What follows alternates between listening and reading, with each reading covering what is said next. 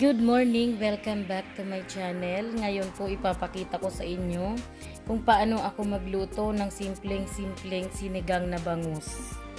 So, ito po yung mga kakailanganin natin sa pagluluto.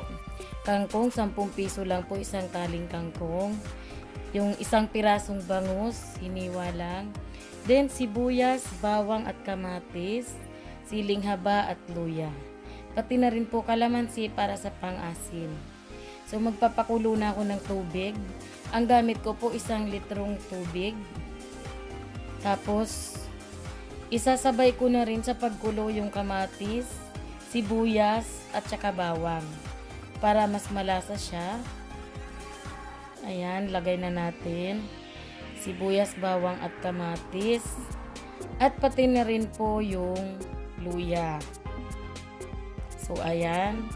Dinahayaan lang natin siyang kumulo bago natin ilalagay yung isda para po maiwasan na madurog yung isda.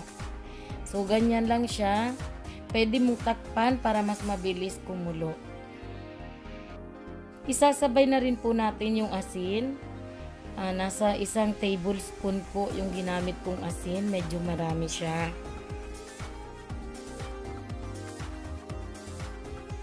Ayan, kulong-kulo na po yung ating tubig.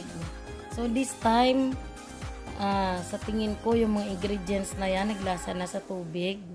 Dahil kulong-kulo na siya. Ilalagay na natin ngayon yung bangus.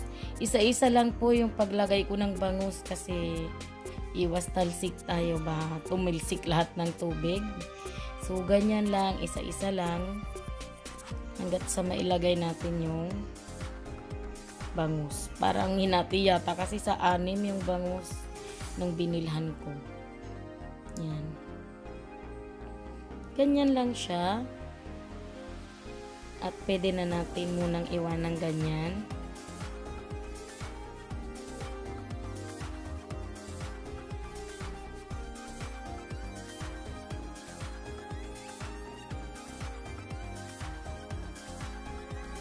So, ngayon naman po, kung mapapansin nyo, halos luto na yung isda, ilalagay ko na po ang gulay.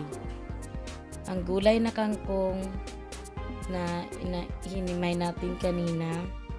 Lagay lang natin siya, sa ibabaw na lang. Kasi madali lang naman tong maluto. So, ilagay sa ibabaw at kalawin natin ng sandok para lumubog siya.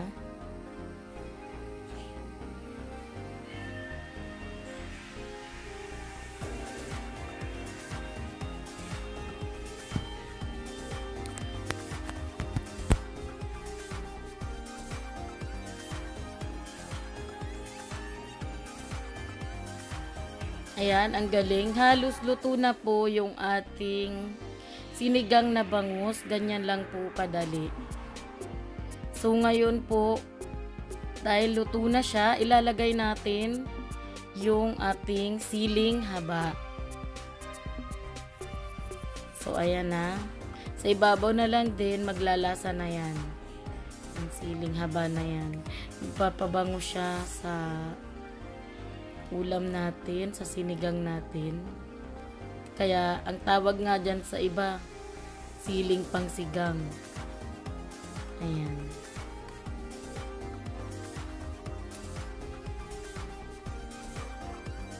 So, yun. Bago po natin i-off ang ating kalan, ilalagay ko na po yung calamansi juice na piniga ko kanina. Yan, tinanggalan ko lang ng buto. So, ganun lang. Yan po yung pangpaasim na natural. Hindi na tayo bibili ng yung mga sinigang mix na nabibili natin sa tindahan. Kalamansi lang po, sold na ang ating sinigang na bangus. So, ngayon po, luto na siya at i-off na po natin. Ayan, ito na po ang ating sinigang na bangus. Ready na po para pang ulam namin ngayong lunch. Sana po sa mga baguhan na mga bagong mag-asawa na hindi pa marunong magluto or bagong bumukod, sa mga magulang na mga nagtatrabaho na, matry nyo din itong napakadali pong sinigang. So sa mga hindi pa po nakasubscribe sa aking channel, click nyo na po yung subscribe at ang notification bell para every time na meron po akong bagong video na upload ay manonotify po kayo at yun lang po. Thank you so much.